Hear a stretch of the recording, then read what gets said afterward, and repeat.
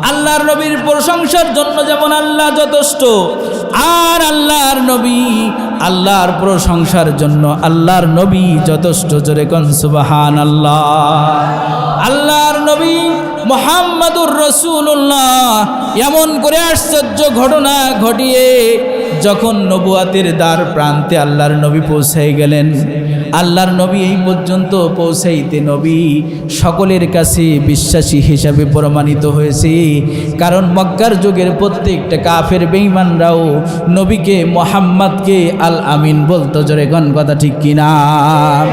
এজন্য আল্লাহর নবী বলে, আমি কি রসুল না, আমি কি আল্লাহ প্রেরিত কি নবী বা নবী না?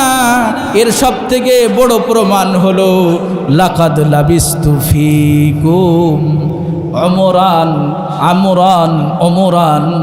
ওমরান, আমি দীর্ঘদিন তোমাদের মাঝে, আমি ছোট থেকে তোমাদের মাঝে বড় হয়েছি। আর এই বড় হয়ে আল্লাহর নবী বিশ্ব নবী সাল্লাল্লাহু আলাইহি ওয়াসাল্লাম বলেন যে আমি যে নবুয়াত নিয়ে নবুয়াত প্রাপ্ত হয়েছি, এর সব থেকে বড় প্রমাণ হলো আমি ছোটবেলা থেকে তোমাদের মাঝে বড় হয়েছি। আমার এই 40 বছর জীবনের একটা দিন আমি বাইরে কোথাও কাটাই নাই, তোমাদের সাথেই চলাফেরা করেছি, তোমাদের সাথে ওঠা বসা করেছি। আমার চরিত্র সম্পর্কে তোমাদের চেয়ে আর বেশি কেউ জানে না।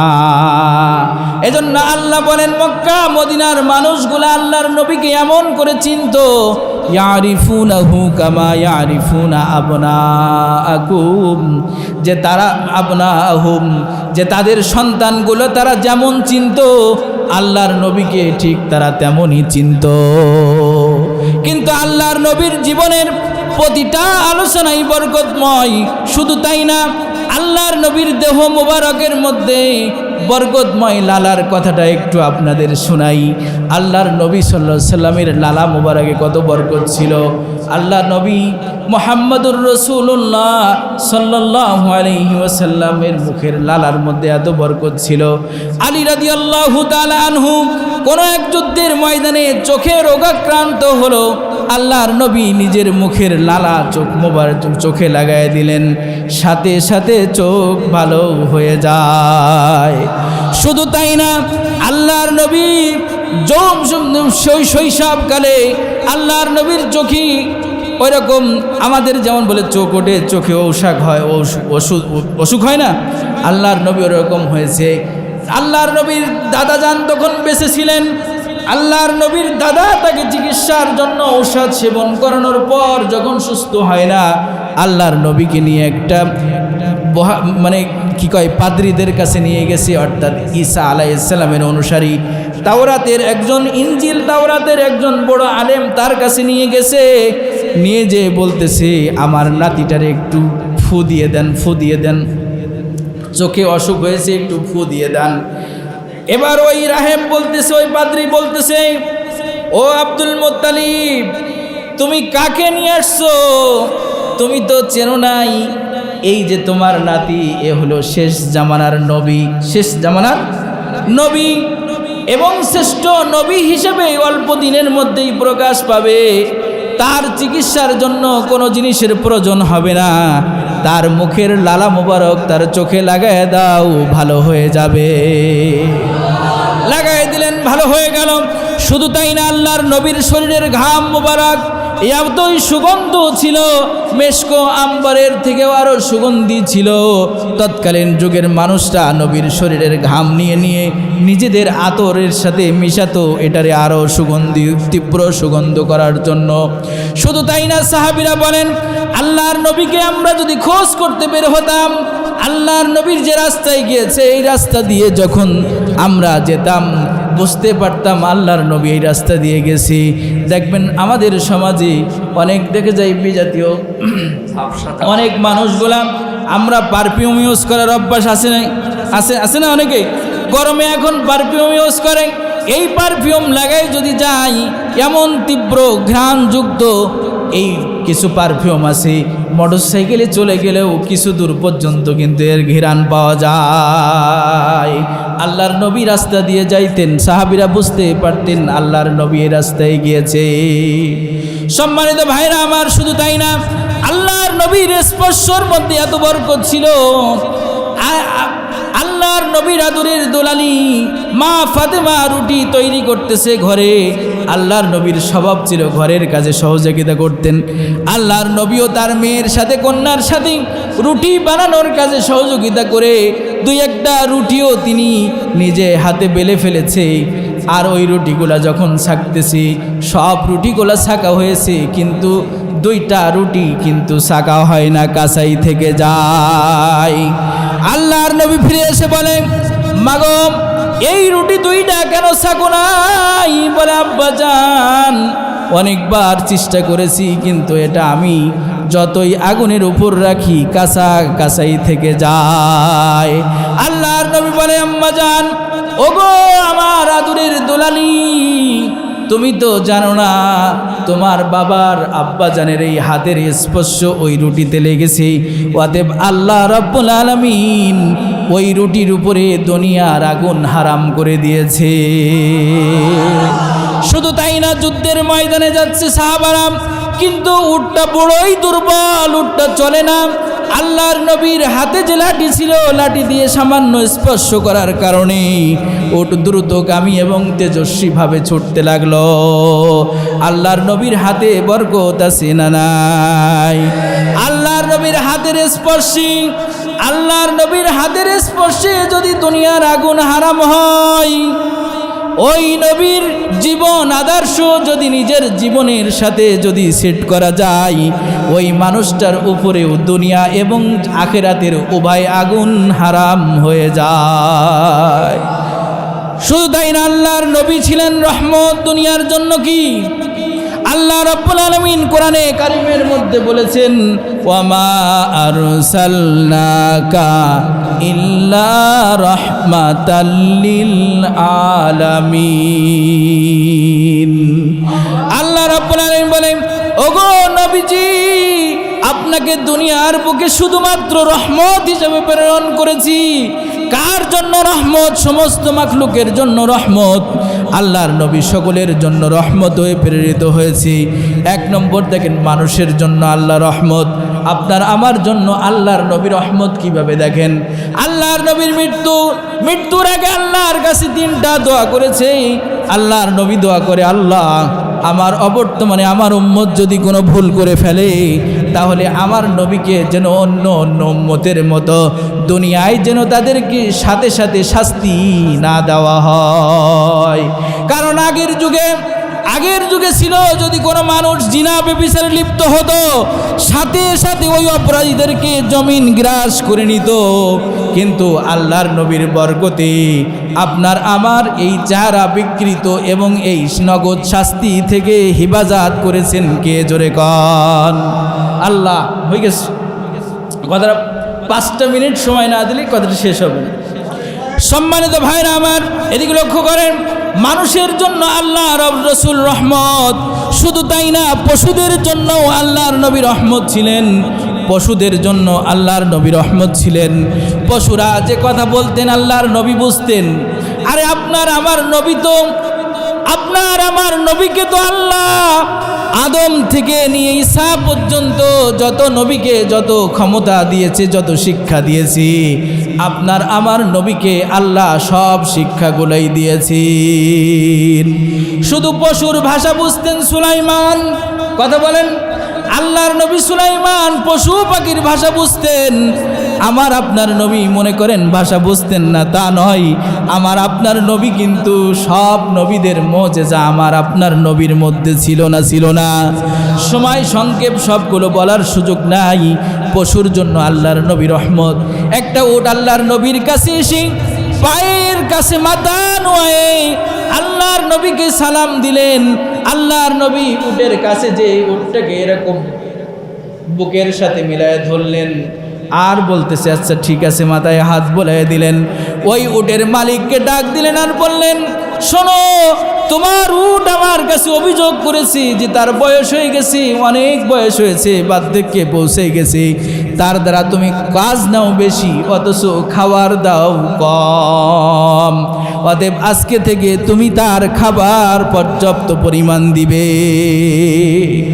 শুধু তাই না, আল্লাহর নবী পথে হেঁটে যাচ্ছে, দেখেন পথিমধ্যে একটা হরিণ বাঁধা।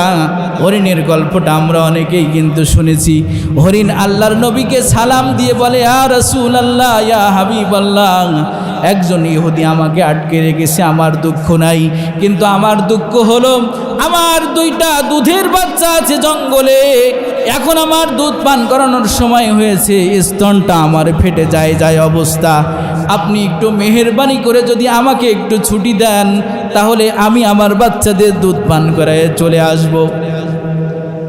আল্লাহর নবী বিশ্ব নবী সেই ইহুদিকে ডেকে বলেন যে, তোমার এই হরিণ তো আমাকে এই বলতেছে, তুমি হরিণটাকে ছেড়ে দাও, সে দুধ পান করায় আসবে। মাথা খারাপ হয়েছে নাকি? বনের এরকম কি কয়, বন্য প্রাণী এরম ছেড়ে দিলে আর ফিরে আসে? বলে, আমি কথা দিলাম, আমি মুহাম্মদ জামিন, যদি হরিণ না আসে তাহলে আমি এখানে থাকলাম, হরিণ নিশ্চয় আসবে। হরিণ আসা দেখে কিছুক্ষণ পরে হরিণ এসে গেল। আল্লাহর নবীর সাথেই একটা অবলা প্রাণীর বন্য প্রাণীর এই আচরণ দেখে ইহুদি সাথে সাথে কালিমা পড়ে মুসলমান হয়ে যায়। শুধু তাই না, আল্লাহর নবী বিশ্ব নবীর কাছে আবু জেহেল হাতের মুষ্টির মধ্যে পাথরের কুচি এনে বলে, বাতিজা, যদি তুমি বলতে পারো আমার হাতের মধ্যে কি, তাহলে তোমার কালিমা পড়ে এক্ষুনি মুসলমান হয়ে যাব। আল্লাহর নবী বিশ্ব নবী বলে, চাচা যান, আমি বলবো কেন, আমার পরিচয়টা যদি আপনার হাতের ভিতরের পাথরটা যদি আমার পরিচয় দিয়ে দেয়, আপনি কি কালিমা পড়ে মুসলমান হবেন? আল্লাহর নবী বিশ্ব নবী এ কথা বলতে দেরি, আবু জেহেলের হাতের ভিতর থেকে পাথরের কুচি বলে, আশহাদু আল্লাহ ইলাহা ইল্লাল্লাহু ওয়া আন্না মুহাম্মাদুর রাসূলুল্লাহ। জোরে কোন সুবহানাল্লাহ। এই আল্লাহর নবীর জীবন আদর্শ আমরা জীবনের সাথে লাগাবো তো ইনশাআল্লাহ। একটা হরিণ আল্লাহর নবীকে চিনে আল্লাহর নবীর ওয়াদাকে পালন করলো, কিন্তু আপনি আমি যদি নবীর ওয়াদাকে যদি পালন না করি, তাহলে আল্লাহর কাছে কি জবাব দেব আমরা? জবাব আছে আল্লাহর কাছে কোনো? হ্যাঁ, আল্লাহর নবীর পৃথিবীতে সব পশু প্রাণী সবাই আনন্দিত আল্লাহর নবীর আগমনে, আমরা আনন্দিত না? হ্যাঁ হ্যাঁ, এজন্য বলে, আকাশের তারাগুলি ঝিলিমিলি জ্বলছে, গাছে গাছে ফুলগুলা সৌরভে দুলছে, রাসূল এসেছে, হাবিব এসেছে।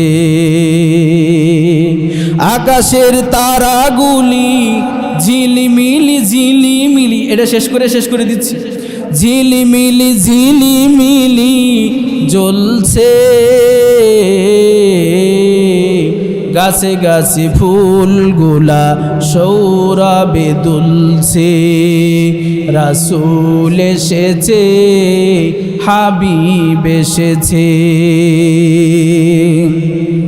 রাসূল এসেছে, হাবিব এসেছে। আরব দেশে কাবার পাশে মানবের সেরা মানব এসেছে, আরব দেশে কাবার পাশে মানবের সেরা মানব এসেছে, ওকে এসেছে, জান্নাত খুলেছে, রাসূল এসেছে, হাবিব এসেছে। আমিনার কোলে চন্দ্র দোলে, আমিনার কোলে চন্দ্র দোলে, আকাশের চাঁদ যেন ধরায় নেমেছে। ওকে এসেছে, দুনিয়া জেগেছে, রাসূল এসেছে, হাবিব এসেছে। কে এসেছে, জান্নাত খুলেছে, রাসূল এসেছে, হাবিব এসেছে। সকলে এজন্য সবাই মহব্বতে পড়ি, ইয়া রাসূলাল্লাহ, ইয়া হাবিবাল্লাহ, ইয়া রাসূলাল্লাহ, ইয়া হাবিবাল্লাহ। পাই যদি নবী গো আপনার দিদার, মৌতের যত না থাকিবে না আমার।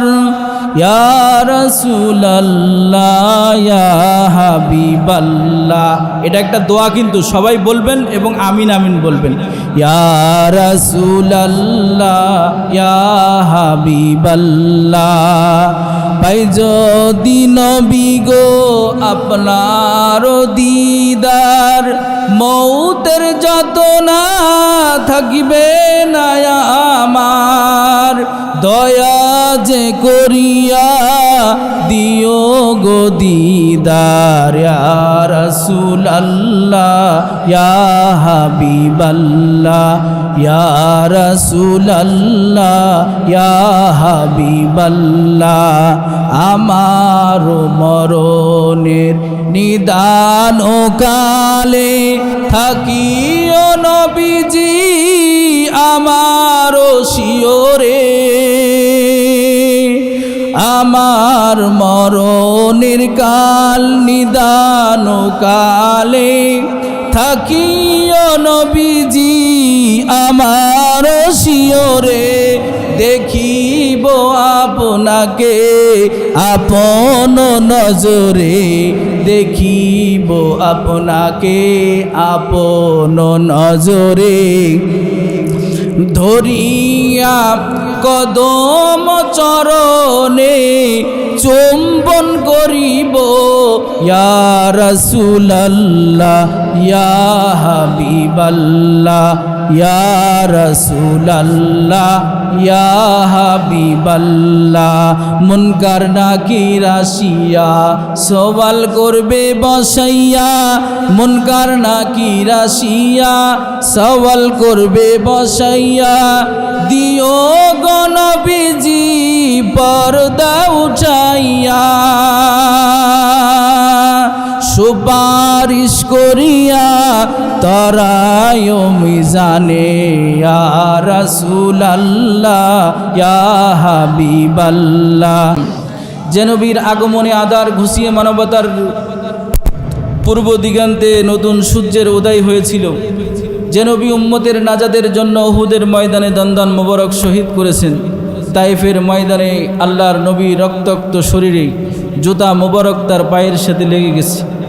আল্লাহর নবীকে তাইফের ময়দানে তৎকালীন যুগের স্বৈরাচার এবং ক্ষুধাদ্রোহী এবং মুশরিকরা, আল্লাহর নাফরমানরা আল্লাহর নবীকে 13 বার আল্লাহর নবী দৌড়াই যে পড়ে গেছে এবং উঠাইছে, উঠাই আবার নবী দৌড়াইছে। এরকম করে 13 বার আল্লাহ রসুল পড়ছে আর উঠছে। কতবার? 13 বার। এমন করে আল্লাহর নবীকে তারা কষ্ট দিছে, তবু এই কষ্ট সহ্য করেছে শুধু আপনার আমার নাজাতের জন্য। এমন নবী উম্মত হিসেবে আমাদেরকে যে প্রেরণ করেছেন, আমরা এমন নবীর উম্মত হতে পেরেছি। আল্লাহর কাছে আমরা কেউ দরখাস্ত করি নাই, করছিলাম? কেউ দরখাস্ত করি নাই। আল্লাহ তাআলা আমাদেরকে দয়া করে মায়া করে ওই নবীর উম্মত হিসেবে যে প্রেরণ করেছে, এজন্য সকলে আবার বিনয় অবনত চিত্তে শ্রদ্ধা জড়িত কণ্ঠে হৃদয়ের সবটুকু আবেগ দিয়ে আল্লাহর দরবারে আবার একবার শুকরিয়া জ্ঞাপন করি, পড়ি আলহামদুলিল্লাহ। সম্মানিত ভাইরা আমার, আমরা সকলেই জানি যে আল্লাহ রব্বুল আলামিন পৃথিবীর সৃষ্টি লগ্ন থেকে এ পর্যন্ত মানব জাতির হেদায়েতের জন্য যুগে যুগে আল্লাহ রব্বুল আলামিনের পক্ষ থেকে মনোনীত 1 লক্ষ মতান্তরে 2,24,000 নবী আর রসুলকে আল্লাহ তাআলা পৃথিবীতে প্রেরণ করেছিলেন। কাদের জন্য? মানব জাতির হেদায়েতের জন্য। কার জন্য? সবাই একটু কথা বলবেন তাহলে সহজ হবে, কারণ তাহলে বুঝবো যে না সবাই বুঝতেছে না, আর যদি কথা না বলেন তাহলে বুঝবো যে বুঝতেছে না। আমি আবার অন্যভাবে বোঝানোর চেষ্টা করব। এই জন্য সবাই যদি একটু সহযোগিতা করি, অল্প সময় দেখা যাবে আমাদের উদ্দেশ্যও সফল হবে, আমাদের সবার জন্য উপকারী হবে কথাগুলো। কথা বলবো তো ইনশাআল্লাহ। তো মানব জাতির হেদায়েতের জন্য আল্লাহ রাব্বুল আলামিনের পক্ষ থেকে কতজন নবী আর রসুল প্রেরণ করছিলেন? 1,24,000 মতান্তরে 2,24,000। এই নবীগুলা ধারাবাহিকভাবে আসছে। আদম আলাইহিস সালামের পরে আরেকজন, আরেকজনের পরে আরেকজন, আরেকজনের পরে আরেকজন। আল্লাহ রাব্বুল আলামিন কোরআনে কারিমের মধ্যেও বলেছেন যে নবীর এই ধারাবাহিকতা আল্লাহ রাব্বুল আলামিন একের পরে এক ঠিক রাখছিলেন। কিন্তু ঈসা আলাইহিস সালাম পর্যন্ত এসে দীর্ঘ একটা সময় আল্লাহর পক্ষ থেকে কোনো নবী আর রসুল পৃথিবীতে আগমন করেনি। কতদিন? আমি বলেছি লম্বা একটা সময়, যেহেতু নির্দিষ্ট সময়ের কথা উল্লেখ নাই। কেউ বলেছে 600 বছর, কম বেশি মতান্তরে আছে। তো এই দীর্ঘদিন আল্লাহর পক্ষ থেকে কোনো নবী আর রসুল না আসার কারণে পৃথিবীর অবস্থাটা কেমন ছিল সংক্ষেপে আপনাদের সামনে একটু তুলে ধরি। যে পৃথিবীর এটাকে সংক্ষিপ্ত যদি একটা ভাষায় একটা শব্দে বলতে হয় তাহলে বলতে হবে মূর্খতার যুগে পরিণত হয়েছিল। সেটাকে ইসলামের ইতিহাসে বা ইতিহাসের ভাষায় তাকে বলা হয় আইয়ামে জাহিলিয়াত, মূর্খতার দিন, মূর্খের দিন। এই দিনগুলোর মধ্যে কি ছিল, কি কি মূর্খতা ছিল? সেখানে মূর্খতা ছিল যে এক আল্লাহর ইবাদত বাদ দিয়ে কোটি কোটি দেবতার পূজা করা হতো। সেই মূর্খতার যুগে ছিল শরাব পানের বড় প্রতিযোগিতা। যে যত দামি মানুষ, যে যত দামি শরাব পান করতে পারে তার মর্যাদা বেশি। দেখেন না আমাদের সমাজেও কিন্তু আছে যে বেশি দামি সিগারেট খায়, ওরে বাপ বা চিনিস না, আমি খাই না তো এই জন্য দাম জানি না, কিন্তু দাম বেশি আলা সিগারেট আছে এটা জানি, কিন্তু দাম কত তা আমার জানা নেই। আছে না নাই? হ্যাঁ, আবার ওই সিগারেট খেয়ে আবার অর্ধেক খেয়ে ফেলি দেয়, মানে ওর পিছনটা রাখতে হবে যে কি সিগারেট খেয়েছে দেখে বুঝতে পারবে। আছে না নাই? তো শরাব পানের প্রতিযোগিতা তাদের মধ্যে এমনই ছিল। শরাব পানের প্রতিযোগিতা ছিল কয়টা বললাম? 2টা। আর শরাব পানের প্রতিযোগিতা শুধু এমন না, শরাব পানকে তারা বরকতের কারণ মনে করত। এমনকি নতুন ভূমিষ্ঠ হওয়া সদ্য ভূমিষ্ঠ বাচ্চার মুখেও শরাব দিত কয়েক ফোঁটা, এটা তারা বরকত মনে করত। তাহলে মূর্খতা কি কম ছিল না বেশি ছিল? বেশি ছিল। এবং সন্তান হত্যার একটা কুসংস্কার ছিল। বিশেষ করে কন্যা সন্তানকে তারা জীবিত দাফন করে দিত। এই ঘটনা আমরা জানি না, এ কথা আমরা শুনেছি না? সন্তান হত্যা করত, কারণ তারা মনে করত বেশি সন্তান হলে খাবে কি করে, বেশি সন্তান হলে খাবে কোথার থেকে। বিশেষ করে নারী সন্তান জন্ম নেওয়া এটা তারা খুব খারাপ মনে করত। আরেকটা ছিল হলো তাদের ধারণা পূজারী কেমন জানেন? আমাদের সমাজের মধ্যে আছে এই ধারণা পূজারী। থাক অল্প সময়ের মধ্যে যদি আপনারা একটু কষ্ট করে বসেন, হয়তো বা কোথাও লাইট জ্বলতেছে, একটু কষ্ট করে যদি বসি অথবা নিভাতে যদি যান তাহলে সবাই ওই দিক তাকাবে, আমি সামনে কথা বলতে পারবো না। এই জন্য আমার একটু সুযোগ দেন মেহেরবানি করে, যেহেতু গরমে কষ্ট করে আপনাদের বেশি সময় আটকায় রাখা যাবে না এখানে। যতই মহাব্বত হোক, তাই না, খিচুড়ি অধিক ঠান্ডা হয়ে যাবে, সমস্যাও আছে চতুর্দিক। তো ধারণা পূজারী ছিল। ধারণা কেমন? যে তারা যখন কোথাও যদি যাওয়ার প্রয়োজন হতো তাহলে সর্বপ্রথম ওরা একটা পাখি ছাড়তো, কাবা ঘরে যে একটা পাখি ছেড়ে দিত। এই পাখিটা যদি, আচ্ছা একটা পাখি তার জ্ঞান আছে, ও কি দক্ষিণ উত্তর বোঝে, পশ্চিম পূর্ব পশ্চিম চেনে? কিন্তু তাদের ধারণা ছিল যে এই পাখিটা যদি পশ্চিম দিকে উড়ে যায়, ডান দিকে উড়ে যায়, তাহলে তারা তাদের এই ভ্রমণটাকে শুভ মনে করত। যদি বাম দিকে যায়, অর্থাৎ পশ্চিম দিকে না যেয়ে যদি পূর্ব দিকে যায় তাহলে এটা অশুভ মনে করত এবং কোনো কাজে বাধা আসলে তারা করতো না। বৃহস্পতিবার আমাদের সমাজে যেমন আছে, সোমবারে মঙ্গলবারে কি করা যাবে না, বাঁশ কাটা যাবে না। এটা অনেকে মানে না।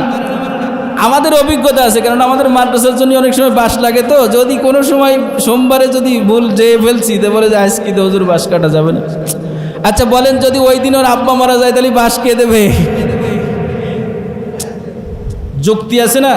শরিয়াতে এমন কোনো আকীদার কোনো অবস্থান নাই যে আকীদায় মানুষ কষ্ট ভোগ করে। কারণ এগুলো বিজাতিদের আকীদার মধ্যে আছে। হিন্দু ধর্মে আছে, খ্রিস্টান ধর্মে আছে যে রবিবার দিন ওরা একটা নির্দিষ্ট দিন আছে, সেদিন আগুন জ্বালানো নিষেধ, ওরা আগুন জ্বালায় না। আবার একটা দিন আছে নির্দিষ্ট, সেদিন গাড়ি চড়া নিষেধ, পায়ে হেঁটে চলতে হবে। আচ্ছা ওর আব্বা যদি ওই দিন স্টক করে তাহলে কিসে করে নিয়ে যাবে ও? গাড়ি করে। সে সময় কিন্তু কেউ মানবে না। এবার মঙ্গলবারে সে বাঁশ কাটবে না, কিন্তু তার বাড়িতেই একজন মারা গেল, তাহলে বাঁশ কে দিবে বলেন? তাই না? এই বিশ্বাসগুলো ওই আয়ামে জাহিলিয়াতের যুগে ছিল। আরও অনেক রকম এরকম মূর্খতা ছিল। এই মূর্খতায় যখন দীর্ঘ এই 600 বছর পৃথিবী চতুর্দিকে ভরে গেল। এবং আরেকটা কি ছিল জানেন? এখন আমাদের সমাজের সাথে মিলাবেন, যেগুলো বলতেছি এগুলো মিলাবেন। আরেকটা ছিল হলো যে 2 জন উট নিয়ে যাচ্ছে। আচ্ছা আমাদের এলাকায় তো যেহেতু গরু ছাগল ওইভাবে মানুষ লালন করে না, কিন্তু দক্ষিণ অঞ্চলে এখনও কিছু কিছু এলাকায় আছে যেটা ওটা হলো চৈত্র বৈশাখ মাসে ওরা ওই গরু ছাগল এরা বিলে ছেড়ে দিয়ে রাখে, মাঠে ছেড়ে দিয়ে রাখে। সবার গরু ছাগল একসাথেই চড়তেছে, সন্ধ্যার পরে যারটা সেই বাড়ি নিয়ে আসে। আছে না? আছে। কিন্তু আমাদের এদিকে এটা এই প্রচলন নেই, যেহেতু এরকম গরুও নাই, আবার মাঠের পরিবেশ পরিস্থিতি ওরকম নাই। তো ওই যুগে আয়ামে জাহিলিয়াতের যুগে উট একজন উট নিয়ে যেত। আচ্ছা বাড়ি নিয়ে আসার সময় সব গরু ছাগল একসাথে লাইন দিয়ে নিয়ে আসা সম্ভব? সব মানুষের গরুকে একসাথে নিয়ে আসা সম্ভব? নিয়ে আসা সম্ভব না। এই উট যদি একজনের উট যদি আরেকজনের উটের সামনে যেত, এই আমার উটের সামনে তোর উট গেল কেন, এই নিয়ে তারা এমনকি খোলা তরবারি বের করে যুদ্ধে লিপ্ত হতো। আমাদের সমাজেও আছে না নাই? কথা গায়ে টেনে নিয়ে গ্যাঞ্জাম শুরু করে দেয়, তাই না? আল্লাহ তাআলা ওই রকম নির্যাতনের থেকে কিছুটা মুক্তি পাইছি আমরা। আগে কথা বলারও কোনো জায়গায় সুযোগ ছিল না, কিন্তু ওই নির্যাতন থেকে আল্লাহ আমাদের মুক্তি দিয়েছে। জোরে কোন কথা ঠিক কিনা? এখন স্বাধীনভাবে একটা মানুষ কথা বলতে পারে, কিন্তু আগে আমিও তো এই কথাটা বলতে পারতাম না। এখানে যদি আমি বলতাম তাহলে বাসায় যাওয়ার আগে মেহমানখানায় যাওয়া লাগতো হয়তো বা, এই কথাটা তাদের কাছে পৌঁছাইনি। এমন না, আমাদের কথাগুলা বলে আমাদের ফোন করে, যদিও আপনার কথার রেকর্ড আছে, কিন্তু আমি বলছি ঠিক আছে, অসুবিধা নেই। এবং আমার মসজিদে ডিবি আসে, যখন ঝামেলা হয় বেশি ডিবি আসে। এক ডিবি এসে একদিন আমার পরিচয় দিছে উনি, কারণ আমি একবার ওই অতিরিক্ত আমাদের পুলিশ সুপার ওনার একটা পারিবারিক সমস্যার কারণে আমার নিয়ে গেছিল ওখানে একটু ঝাড়ফুঁক জাতীয় করার জন্য। সেখান থেকে উনি পরিচয়, তাই উনি এসে আমার সাথে পরিচয় দিল, যদি একটু সাবধানে থাকেন, কি করবেন। তা বললাম আমার রাজনীতির আলোচনা মসজিদের মেম্বারে বলা অভ্যাস নেই, ওয়াজের গেলে বলি অনেক সময় কথায় আসলে, তা বলতেছে অসুবিধা নেই, একটু সাবধানে থাকবেন আর। তাহলে আমরা কত নির্যাতনে ছিলাম। তো এটা ছিল প্রাচীন মূর্খতার যুগ, আর আমরা বর্তমান বাস করতেছি নব্য জাহিলিয়াতের যুগে। জোরে কোন কথা ঠিক কিনা? আমরা নতুন জাহিলিয়াতের যুগে বাস করতেছি। তাদের কৃষ্টি কালচার বৈশিষ্ট্যের সাথে আমাদের বৈশিষ্ট্যের কোনো ব্যবধান নাই, শুধু তারা প্রাচীন, আমরা নব্য, এই হলো পার্থক্য। জোরে কোন কথা ঠিক কিনা? এই অন্ধকার যখন পৃথিবীতে ছেয়ে গেল, আল্লাহ রাব্বুল আলামিন চিন্তা করলেন এই অন্ধকারে শুধু মক্কা আর মদিনা নয়, পুরা পৃথিবী, যেখান থেকে সূর্য উদয় হয়, যেখানে অস্ত যায়, অর্থাৎ পূর্ব থেকে পশ্চিম, উত্তর থেকে দক্ষিণ পর্যন্ত পুরা পৃথিবীটা যখন এমন অন্ধকারে ছেয়ে গেছেন, আল্লাহ রাব্বুল আলামিন সিদ্ধান্ত নিলেন এই অন্ধকার দূর করার জন্য এখানে 1000 পাওয়ারের বাল্ব জ্বালালে এই অন্ধকার দূর হবে। 1000 পাওয়ারের বাল্ব জ্বালালেই অন্ধকার দূর হবে না। এখানে চন্দ্রের আলো দিলেও অন্ধকার দূর হবে না। এখানে অসংখ্য বাতি জ্বালাইলে এই অন্ধকার দূর করা যাবে না। এই অন্ধকার দূর করার জন্য শুধুমাত্র কেবলমাত্র একমাত্র আমার হাবিব মোহাম্মদুর রাসূলুল্লাহকে নবুয়াতের সূর্য দিয়ে আমি মক্কায় পাঠাবো, যে সূর্য উদয় হওয়ার পর আর পৃথিবীতে কোনো অন্ধকার থাকতে পারে না। জোরে বলেন আল্লাহু আকবার। সম্মানিত ভাইরা আমার, এবার একটু আমার উদাহরণের দিকে লক্ষ্য করেন।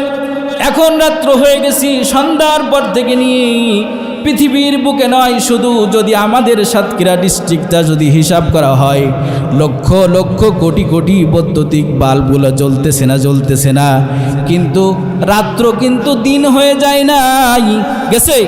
রাত্র কি দিন মনে হইতেছে, রাত কিন্তু রাতই মনে হইতেছে।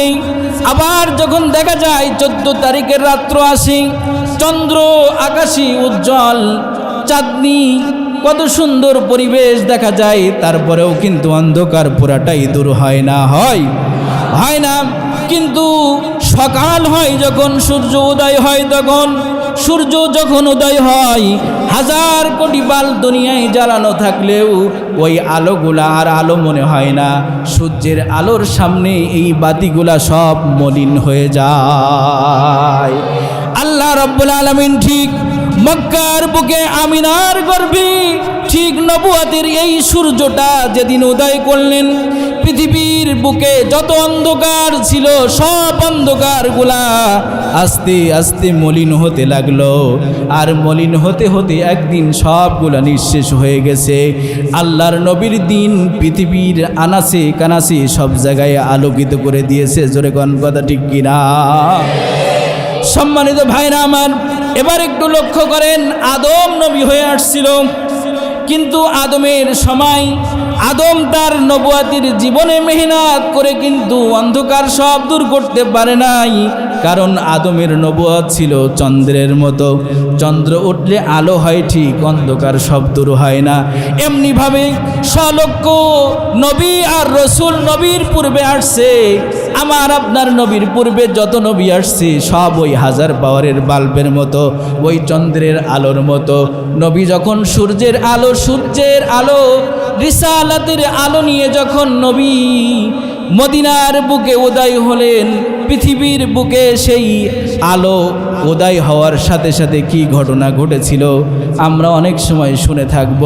আল্লাহর নবী যেদিন জন্ম নিলেন, আল্লাহর নবীর আম্মা আমিনা বলেন, আমার সন্তান মোহাম্মদ যেদিন জন্ম নিল, সেদিন আমার গর্ভ থেকে এমন একটা আলো বের হলো, নূর বের হলো, যে নূরটা পৃথিবী আমার ঘর থেকে বের হয়ে এমনিভাবে চতুর্দিকে পৃথিবীর বুকে ছড়িয়ে গেছে।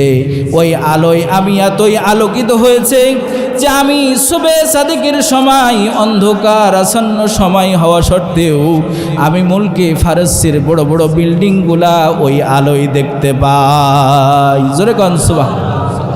শুধু তাই না, আল্লাহর নবী জন্ম নিলেন যেদিন, ওই রাত্রে শাহে কিসরা অর্থাৎ বাদশাহ নৌশিরিওয়া ছিল, কিসরার বাদশাহ, কিসরার বাদশার বড় প্রাসাদ ছিল। এই প্রাসাদটার একটা তলা ছিল শুধু 100 গজ উঁচু, উচ্চতা ছিল 100 গজ। এই বিল্ডিংটাও সেদিন কম্পন হয়েছিল। বাদশাহ নৌশিরিয়া এই রাত্রে কম্পন দেখে বড় ভীত সন্ত্রস্ত হয়েছে, এবং এই ঘটনাটা নিজের রাজত্বকে টিকিয়ে রাখার জন্য, নিজের প্রভাব প্রতিপত্তিটা ঠিক রাখার জন্য সকলের কাছে গোপন রেখে নিজেই এটা নিজের মধ্যে আত্মগোপন করে যেদিন সিংহাসনে বসেছে, রাজ দরবারে যখন সিংহাসনে বসলো, এই বসার পর চতুর্দিক গভর্নরের কাছ থেকে চিঠি আসে, আজকে রাত্রে দাজলা নামক নদী শুকিয়ে গেছে, কোনো পানি নাই। সাওয়া নামক বা সাদা নামক সমুদ্রে পানি এক মুহূর্তের মধ্যে শুকিয়ে গেছে। এমনিভাবে সামের থেকে খবর আসছে 1000 বছর পর্যন্ত প্রজ্বলিত এবং পূজিত অগ্নিকুণ্ডীটা এক মুহূর্তের মধ্যে তা নিভে গেছে। জোরে কোন সুবহানাল্লাহ।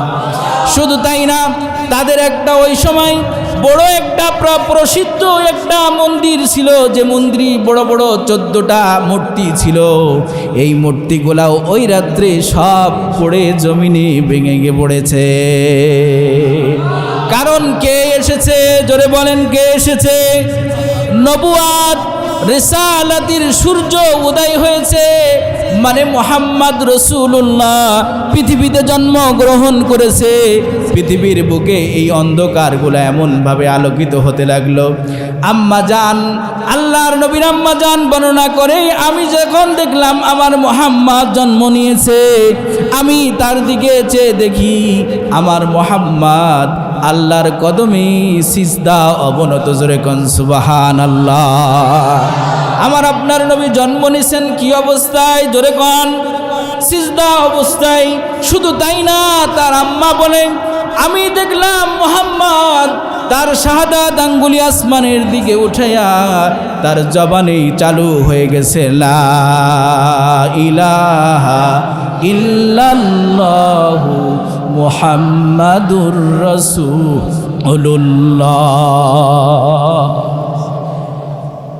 আরো আশ্চর্য ঘটনা, আল্লাহর নবী জন্ম নেওয়ার পর আল্লাহর নবীর আম্মা বলে, অন্য অন্য নারীরা সন্তান প্রসবকালে যে বেদনা অনুভব করে আমি সেটা করি নাই। আমার সন্তান, সব সন্তানের জন্মের পরে নাড়ি কাটতে হয়, ডাক্তার অথবা আগে ধাত্রী দিয়ে নাড়ি কাটতো। হ্যাঁ, সন্তানের নাড়ি কাটা লাগে না, কিন্তু আপনার আমার নবীকে নাড়ি কাটা অবস্থায় ভূমিষ্ঠ হয়েছে। শুধু তাই না, 4 থেকে 5 বছর বয়সে, কম বেশি বয়স হলে আমাদের ছেলে সন্তানদেরকে মুসলমানি দিতে হয়, কিন্তু আল্লাহর নবী খতনা অবস্থায়, মুসলমানি অবস্থায় জন্ম নিয়েছে। জোরে কোন সুবহানাল্লাহ। সম্মানিত ভাইরা আমার, আল্লাহর নবীর এমন যদি শিশুকাল নিয়ে আলোচনা করি, ঘন্টার পর ঘন্টা চলে যাবে। রসুলের শিশুকাল বলে শেষ করা যাবে না, কারণ আপনার আমার নবী এমন একজন নবী যার জীবনীটা হলো সাগর, মহাসাগরের মতো। যদি শুধু রসুলের দেহ অবয়ব নিয়ে কথা বলি সেটাও বৃহৎ হয়ে যাবে, যদি রসুলের শুধু আখলাক নিয়ে কথা বলি সেটাও বৃহৎ হয়ে যায়, যদি রসুলের শুধু নাম নিয়ে কথা বলি সেটাও বৃহৎ হয়ে যায়। আল্লাহর নবী সাল্লাল্লাহু আলাইহি ওয়াসাল্লাম ছিলেন রসুলদের রসুল, নবীদেরও নবী। সারা পৃথিবীতে আল্লাহর নবী সবার জন্য নবী আর রসুল হয়ে এসেছে, তাই না? তাহলে কার নবী এটা? কথা বলেন, কার নবী? আরে আমার নবী বলে না কেন? কার নবী এটা? আমার আপনার নবী। আমার আপনার নবীকে আল্লাহ তাআলা ছোটবেলা থেকে কেমন করে লালন করে? স্বাভাবিকভাবে বাচ্চার গ্রোথ যেমন হয়, তার থেকে আল্লাহর নবীর গ্রোথ অস্বাভাবিক ছিল। আল্লাহর নবী মাসে 1 মাস পরে আল্লাহর নবী শোয়া এবং কোলে যে ছিল 1 মাস পরে আল্লাহ রসুল বসা শিখে গেল। জোরে কোন সুবহানাল্লাহ। আর 1 মাস পরে আল্লাহর রসুল আস্তে আস্তে চলা শুরু করে দিল। হামুর দেয় না, হামুর দিয়ে চলা শুরু করলো। আল্লাহর নবী আর 1 মাস পরে যে আল্লাহর নবী আস্তে আস্তে টেক লাগায় ধরে উঠে দাঁড়ানোর চেষ্টা করে। আর 1 মাস পরে আল্লাহ রসুল দাঁড়ানো হাঁটাহাঁটি শুরু করে দিল। আর 1 মাস পরে আল্লাহ রসুল দৌড়ায়। 8 মাস যেদিন হয়েছে আল্লাহর নবী আপনার আমার মতো স্বাভাবিক জবানেই কথা বলতে পারে। জোরে জোরে কোন সুবহানাল্লাহ। কারণ আমাদের নবী আসছে, এই নবী সেই নবী, এই নবী সেই নবী, এই নবী সেই মানুষ যে মানুষের মাত্র 23 বছর জীবনীতে, 23 বছরের মেহনতে সারা পৃথিবীর অন্ধকার দূর করে আলোয় পরিণত করেছে।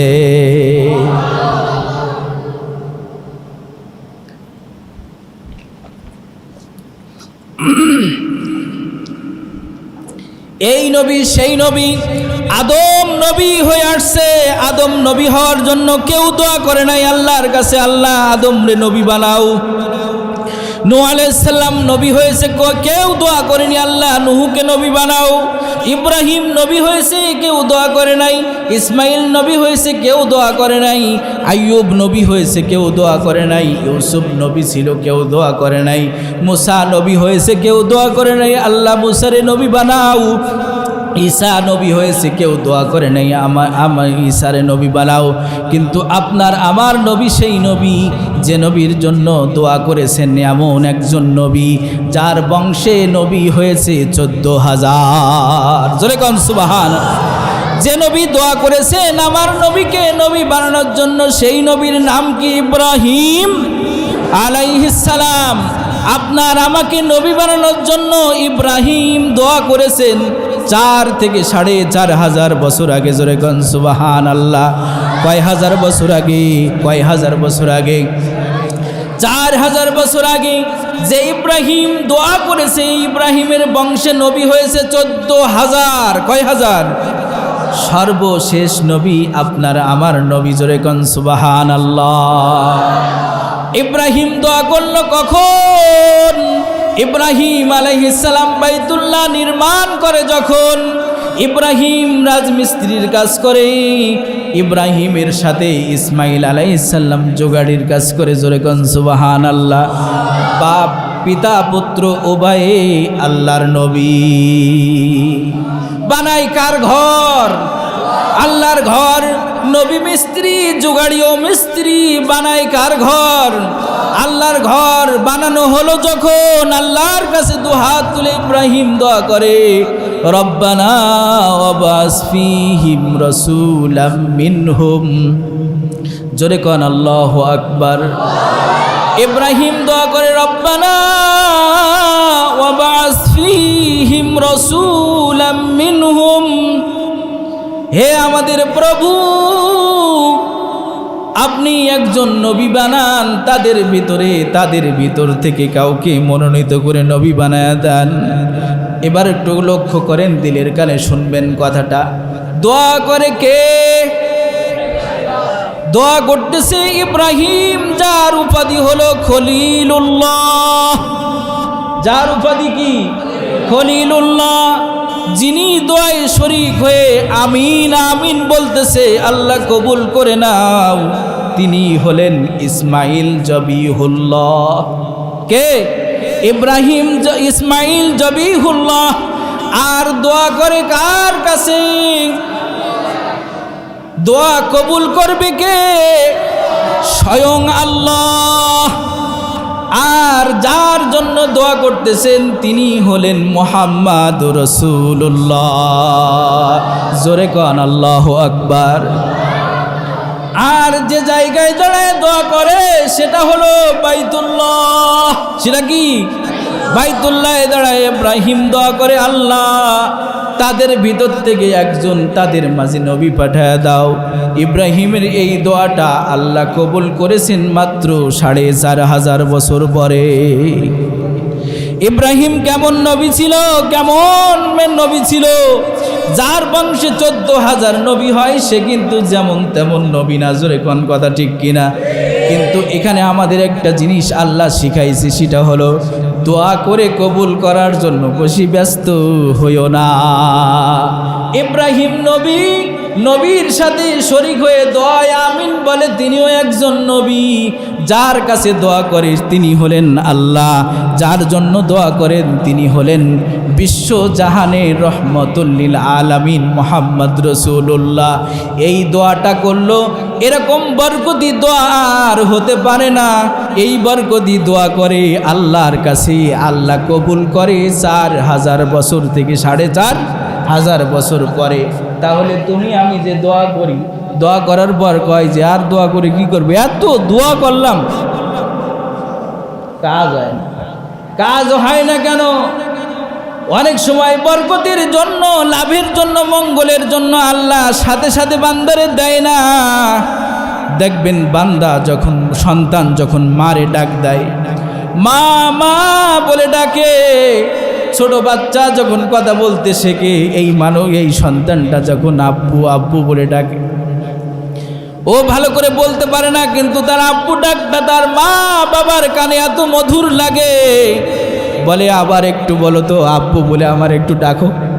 বলে না? বলে না?